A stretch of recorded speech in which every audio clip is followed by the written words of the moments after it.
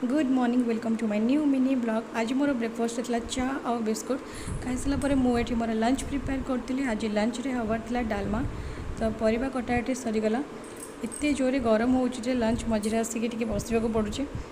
रोषे कर सारापर मु आ मो पुओ मिसी खाइलु। मो हबी आम सहित खाइले कारण से नॉनवेज खाइबे, तो से अलग खाइले। खाई सारापर टी शोई पड़ी, तो शोक उठी देखते बहुत सारा कपड़ा मत भांगार अच्छे। जल्दी जल्दी मुझे काम भी सारिदेली कारण ट्यूशन पर मत करने को टाइम हुए कि भी।